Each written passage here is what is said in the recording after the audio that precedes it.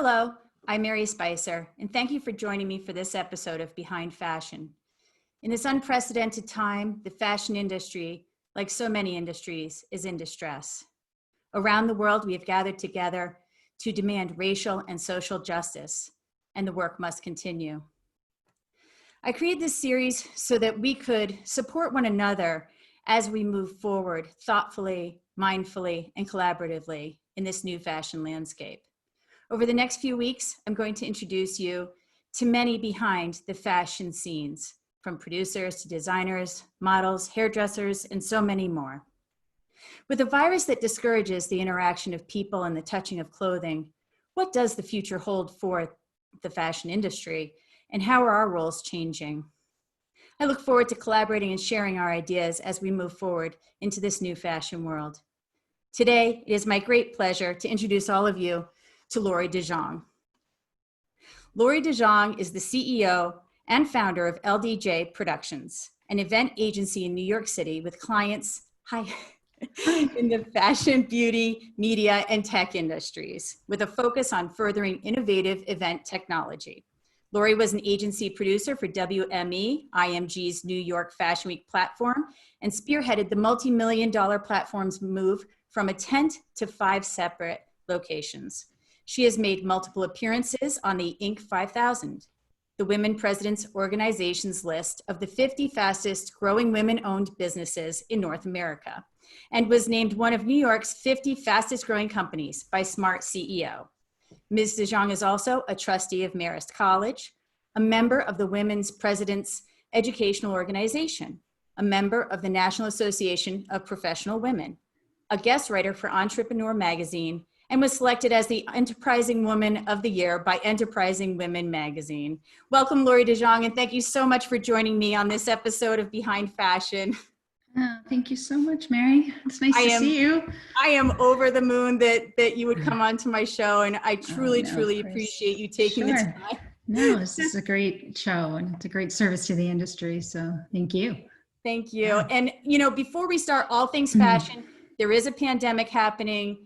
How are you in your small statement there? How have you and your family been doing? Good. We're doing okay. New York City was a little rough in the beginning, and now we've been out on Long Island, closer to my family for the last few months, and it's actually been really nice spending time with the kids. And I have a close family, lots of sisters and a brother, and really close with them and my mom. So it's nice to be closer.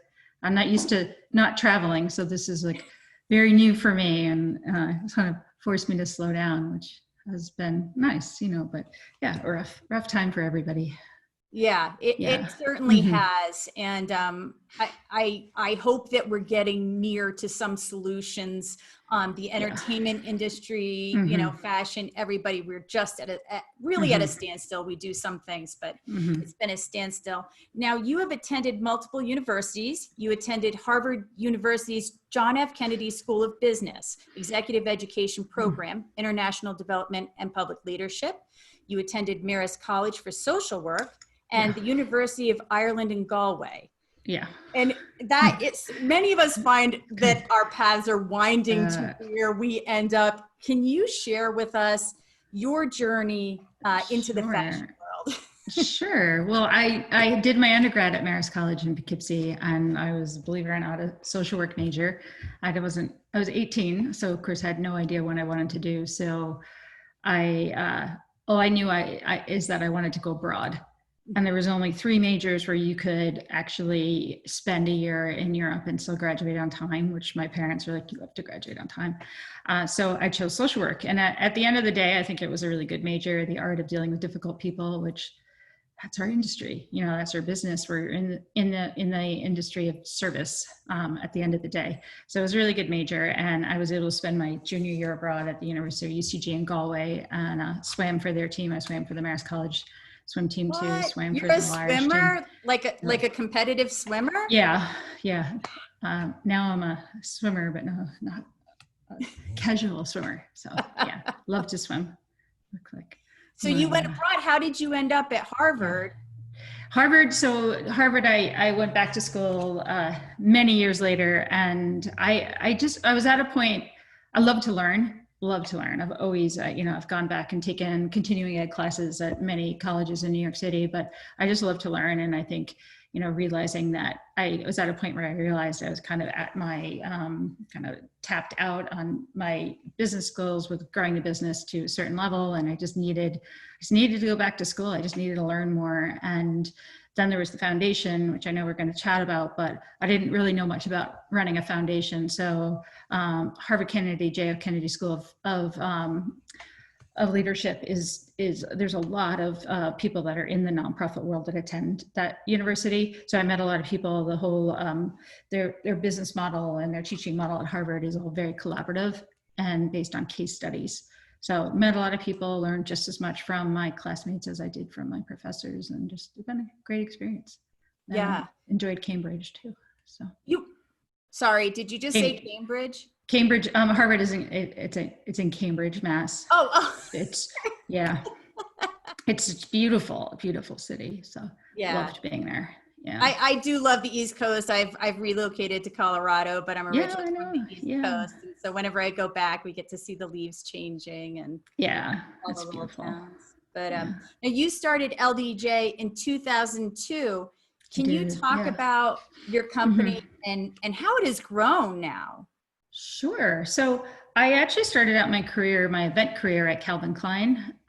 It was a great place to start. Calvin's like the school of hard knocks. It was, it was an incredible learning experience. And I haphazardly got placed in the event department and just loved it. And I'd never really, even considered like what I really, really wanted to do. But I had this incredible opportunity to go there and met somebody that worked at Calvin and just kept knocking on the door and following up. And I was finally hired and placed in the event department where I learned a lot about events. I had a mentor who was incredible.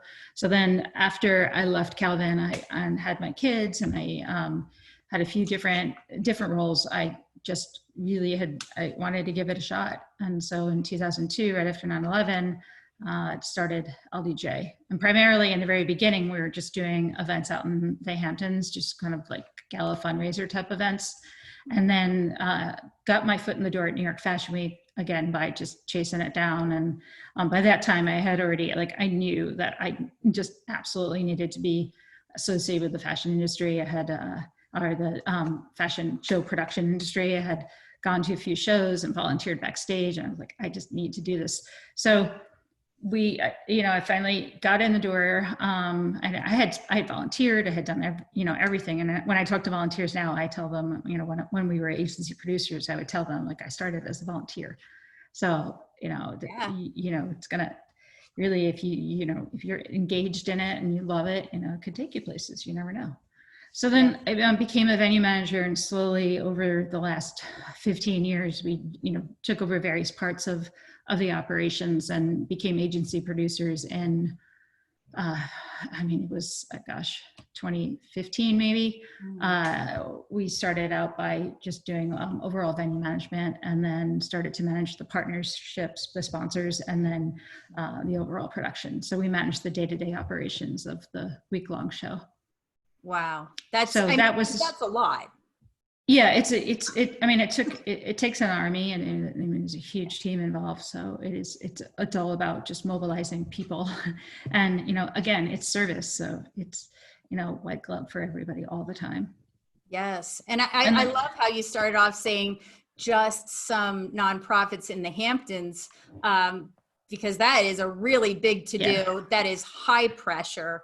It really is a big mover out in the Hamptons, having the nonprofit events. No, there's a lot of, in normal summers, it's all about events out here. So yeah. And ironically, we don't do a lot of nonprofit gala work anymore, but I really enjoyed it in the beginning. I imagine once you got into working the venues, starting to take over some of those responsibilities and the sponsorships. That's, how many months out is that? Is it a year or a year and a half that you're planning for that New York Fashion Week? It never really ended. It was kind of all year round. We were always planning something. And then with the individual designers that we work with, it was just, you're always, once you turn the lights out on the venue and you leave after a loadout, you're pretty much working on the next season. So, yeah. And fashion is seasonless now. So the business has changed a lot. Yeah. And I know that some people are hoping to move our months back to what it originated. Yeah. Is the October and October. April. It was October and April. Even when I was when I was on a volunteer basis, it was October and April. Yeah. So, yeah. And that might be better. We did that because we didn't want them to think we were imitating them. And now it's like, forget it. Yeah, no, it's, I don't think we have to prove changed that. a lot. I mean, the one thing that you can count on with fashion is that it's an industry that's 100% based on change. Yes. So it's, you need to maintain that open mindset with any piece of the fashion industry. It's all about change and reinvention. Reinvention. I think when you and I were speaking earlier, you mentioned pivoting and being flexible. Part of that is you created LDJ Plus in 2020, right? Yeah. And can you tell me about what is LDJ Plus? What is that arm of LDJ? Sure. Well, my favorite word is pivot. So we, you have to be very nimble anyway, as producers, event producers, especially in, the bigger the client, the more changes. So in February, things started to happen with the pandemic, and we were on the road from the first week of January until I think I flew back on March 10th. But end of February, I got a call from one of our big tech clients saying, and we're on a global tour with them, London, Barcelona, Tokyo, Las Vegas. And they said, I think we're going to cancel the London event in May. We think this pandemic is going to be something. And I was like, what? Are you kidding me? Really? And then, like all of us, we were in denial. And then, by the time I got back in May, it was just, everything was happening. And we were shut down. New York was shut down. So within days, like literally days, our team had mobilized and founded a virtual event production arm of our company, which wasn't a huge stretch because we've been live streaming for years. I mean, so many of our shows are live streamed out to thousands, if not millions of people. So we have a lot of experience with broadcast already, and so do our partners. But we set up a video wall in our office and set up a whole broadcast control, got rid of all the tables and chairs, and formed our own platform, which has evolved over the last 6 months. So there's been a lot of learning. I used to say all the time to the team, we can't be everything for everybody, but now we have to be everything for everybody. Right. So our platform does everything from just streaming, streaming, shows for HBO, or we'll do multifaceted conferences with breakout rooms and chat functions. And we also have a whole 360 3D kind of curated experience, which is all custom, and that's all developed and coded by us. So things like virtual art galleries and of course concerts, conferences. So it's been it's been a big learning curve, but we're all about adjusting and being able to be, again, very, very nimble and flexible. And everybody in the office has gone through training. Some of them are still going through training on working virtual. So, and I love to learn. So it's been fun. It's been different. I have to say we really miss live events. Yes. I said to somebody last week, I would give my right arm to be in a load in right now. So, I miss sitting in that control seat, and we do miss it, but yeah, we're really busy, we're really busy with virtual. And I think that was very insightful what you said, that you have to be everything to everyone, right? Even if it's right now, because we are all in distress. The companies don't know which way to go. They kind of know we should go virtual, and they're looking for someone with answers. They don't need people to point out what we already know the problems are. Right. They need people with solutions. Right. And that's I love that pivot that you did to offer. What would you like at what level? Here are the different levels. You tell me and we will do that. Right. But that's, yeah. Yeah, the screen fatigue is real. So it's also about finding ways to engage with Yeah. the audience and engage with the guests and the customers. And I think a lot of clients, and we've actually gotten a lot of new business, probably more new business than we've had in a couple of years. Just people that really like, they're realizing like, we're not going to be able to, reach our customers, or, we're not going to be able to bring our employees together, or we're not going to be able to, launch this. And they've come to us and they said, help us develop an engaging experience, an interactive engaging experience. So we've done some really cool things. Yeah. And I think what a lot of us in the fashion world don't know, because we know you from the fashion world, LDJ Productions has a diverse clientele, including Fortune 500 companies worldwide across industries that, yes, include fashion, beauty, media, but also tech, finance, and luxury automotive. Now, who are some of those companies that you're working with? Yeah, and it's pretty diverse, and that's by design. So especially after going through the recession in 2008 and 9, realized that when one industry is soft, there's usually another industry that's strong. So, and it's also like me, I like to have a lot of diversity in my life in general. So being able to work in all these like really unique industries has been fun. But luxury auto, we work with Rolls-Royce, JLR. We work with a lot of integrating cars into a lot of our other events, especially luxury auto. And then media, brands like New York Times, Verizon Media, Rolling Stone, Women's Wear Daily, Robb Report. Technology, Automation Anywhere, Google. I'm sure you've heard of that one. And then we're missing beauty, which is a huge part of our business. And it was in 2008 when the economy crashed that the fashion industry was really soft, and we were working a lot in fashion. And typically, when the fashion industry is soft, beauty becomes much stronger. Even right now, everybody's buying like lotion and just things to make us feel a little bit better. So we work for 5 of the brands under the L'Oreal umbrella: Rodin & Field, Shiseido, Coty, Elf, Eyes, Lips, Mouth. Now we have a huge beauty business. So I love it. Wow. And then a lot of corporate, finance companies, analyst training. So is there a commonality between the tech or finance and the fashion event? Yeah. I mean, it's all about the audience experience. So at the end of the day, we're trying to provide an engaging experience for the audience, whether it's the fashion industry or, a tech show or tech beauty launch, wherever it might be. It's all about the experience.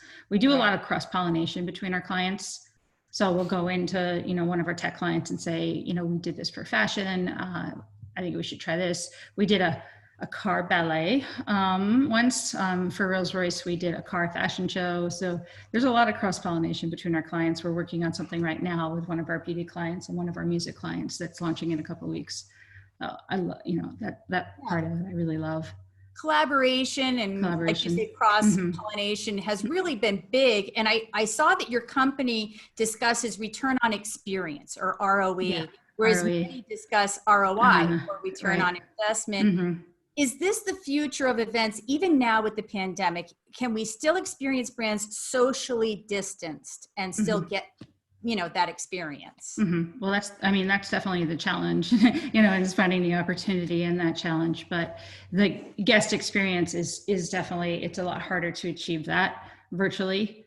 But the ROE is probably more important right now than it was when we could get together live. So it's absolutely, like, at the end of the day, our clients want loyalty, whether it's, B2C or B2B or business to industry. They want loyalty, they want brand loyalty. So providing that experience to make them come back and, next year I'll never miss this event, just providing that anticipation and that experience. Wow. Yeah. Well, and I agree with that. The experience has always been what the ROI is. I think people get confused. That experience is so important. Like many shows, how does it end? You'll remember, you might not remember some of these things, but you'll remember the beginning, you kind of remember the end. On May 14th, it was announced that LDJ joined Penske Corporation furthering their brand's content with in-house live media team. For those that don't know, Penske media portfolio includes companies such as Rolling Stone, Variety, The Rob Report, She Media, Deadline, Art News, and Women's Wear Daily. What does this mean for you in fashion? Is LDJ still in fashion in the sense of fashion shows, or are you moving away from that? Oh, no. We're definitely not moving away from that. I mean, this year is definitely an anomaly. Most of our brands aren't showing this year for obvious reasons, but I don't think we ever move away from fashion. I mean, it's just in our heart.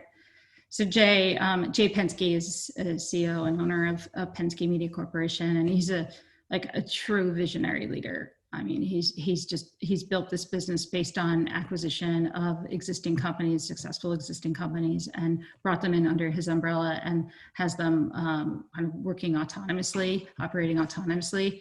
So we had been in conversation. He actually reached out to me last year. We work for a lot of his brands already, and they were looking to make an acquisition or either develop their own in-house production agency arm or make an acquisition. And, at first I was like, I don't know, it wasn't in the cards, at least right now. And then just getting to know him and spoke with a lot of the other companies that had been acquired or partially acquired, and a lot of the executives and the team, the C-suite team that runs the company. And there is just an incredible organization. It really is so supportive, so collaborative. And it's just, their businesses, they do so much. Jay calls it live media. They do so much live media. So every brand, has a portfolio of events, shows and events. So it makes a lot of sense for both of us. So now I have a partner. And it's been, I wish we could all be under the same roof. I've barely met any of them in person, but it's going well. It's going really well. Yeah, I think that's amazing that still pulled through, but that is the wave of the future. Many of us think that it's going to continue to have a very large virtual component, at least for another couple years. Absolutely. Everyone's looking for content. Yeah. Content is everything right now. So yeah. We're doing some really exciting things with Rolling Stone, Rob Report, Women's Wear Daily, Sourcing Journal, FN. So it's fun. Yeah. Are they mostly conferences, like Zoom calls like this, or? No, it's a combination of screenings and thought leadership, a lot of thought leadership, a lot of industry events. They do like CEO apparel. There's, all of the industry events have now pivoted to virtual. So there's a lot of, the Sourcing Journal is one called Revolution, and it's all about, really like what's happening in the industry. Right. They have a brand called Sportico that's, doing some online programming of events about the business of sports. So it's interesting. Yeah. I'm learning a lot. Yeah. Do you think mixing, something like music and fashion together into, is it like an evening of events or something like that? Or as far as the content that's being pushed out, do you think that that's super important? Yeah, the content that's being pushed out, it's more thought leadership more than anyone else. And the industry leaders that are having conferences and seminars and events just about the state of the industry. So that's what we're seeing right now, and intertwined with some interesting content via screenings or music or fashion or whatever it might be. Right. So. Well, let's talk about some of your philanthropic efforts and mentoring women and girls globally. You eventually created the Paper Fig Foundation. When did you create that? And can you tell me a little bit about it? Sure. We call that our for purpose arm. So instead of for profit, it's for purpose. I never like saying non-for-profit because it just doesn't sound like a positive statement. So we call it our for purpose. So in 2009, I won an award and went to accept that award. And my son, Jack, was with me. And there was a woman that was speaking about a mentorship program that paired entrepreneurs in the US with entrepreneurs in Rwanda and Afghanistan. And at that point in my life, I was just, looking, maybe it was my social work background. I was just looking for something a little bit more and how I could give back, and especially, use the skills that I've acquired through the years. So I started mentoring right away, and it just kind of took on a life of its own. And in 2012, we formed, I started mentoring on my own outside of this organization. And in 2012, we formed Paper Fig. So we helped start or grow fashion weeks in Uganda, Rwanda, Ghana, and Nigeria. And then we've opened up a skills training school in a tiny community in southwestern Uganda that teaches women skills, pretty much how to sew and how to get a job, and life skills in general. So we have 65 students per class, and we're on our sixth class. So we all, most of the people at LDJ have gone to Africa. My daughter Joey's gone to Africa. Jack's gone to Africa. So it's been a real, it's been just a great all hands effort across LDJ, just supporting the foundation. We've got 7 employees in Uganda and 1 employee here that helps run the foundation. So we call it the invisible thread. So specifically with fashion is like the New York fashion industry, and then the fashion industries in the cities of Africa, and then the communities. And we've had several vendors that have helped us grow Fashion Week through the years come over and help us with shows over there. And we've had designers from there coming to New York Fashion Week. So it's the invisible thread. It's right. Incredible. Love it. So the people that are sewing there, they're sewing for designers within those states. Correct. Mm-hmm. It's all localized. Mm-hmm. And in our community, it's all local. I mean, they're making clothes for themselves, or uniforms for schools. And, yeah, it's a very small community. Unfortunately, there's a lot of poverty. Not a lot of opportunities for women. And that helps to keep the money within that community. Yeah. Mm-hmm. Yeah, exactly. That's amazing. Yeah. I mean, the goal is just to really help women support themselves instead of relying on others or ending up, on the streets or in any other kind of bad situation. So, and we also have a health center in the community that we support, and we've had that for, I think it's 5 years now or 6.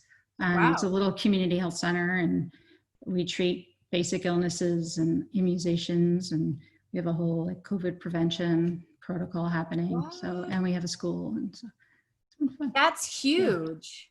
Yeah. And then people are able to go onto your foundation and help as well, maybe donate, or how does that work? Always accepting donations, especially right now. It's been hard. I mean, there's so much need right now.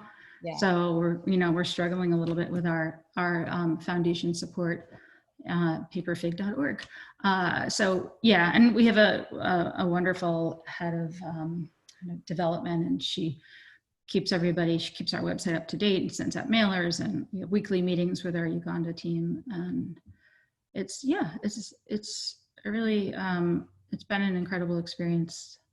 Really, this is the first year I haven't gone to Africa in many, many years. I usually go a few times a year.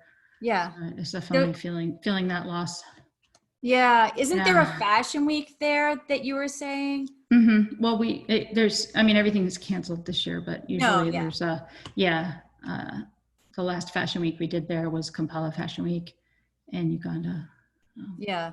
And so then sewers participate with local designers for that as well. Mm-hmm. And that also helps create opportunities. Absolutely. 100%. I mean, in New York, the Fashion Week brings in more revenue for the city than any marathon, US Open, the Super Bowl. It brings in just so much revenue between the hotels and taxis and restaurants. So if it could have that big of an effect on New York, and take that and bring it to a smaller city in Africa, and the effect is pretty epic.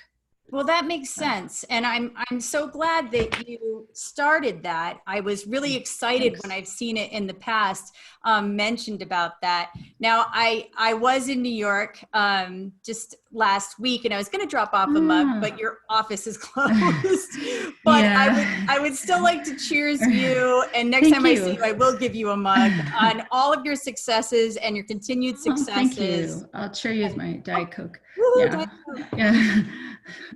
Thank you so much for coming on Behind Thank Fashion you. and taking the time for me. Great. Thanks for having me. All the best. Hope to see you soon. Me Thanks too. so much. See you soon. Bye-bye. Bye. Thanks. And thank you all for attending this week's Behind Fashion series with my guest, Laurie DeJong, founder and CEO of LDJ Productions. To find out more about LDJ, their website is www.ldjproductions.com. You can find them on Instagram, LDJ Prod NYC. For more information about the Paper Fig Foundation, please go to their website, www.paperfig.org. And if you are able to help, it is much, much appreciated. Next week, I will go behind fashion with Vice President and Managing Director at Wilhelmina, Denver, Katie Van Horn. See you next Wednesday, September 23rd at 10 a.m. Mountain Time, noon on the East Coast, 9 a.m. on the West Coast, and 5 p.m. British Summer Time. All the best to you and yours.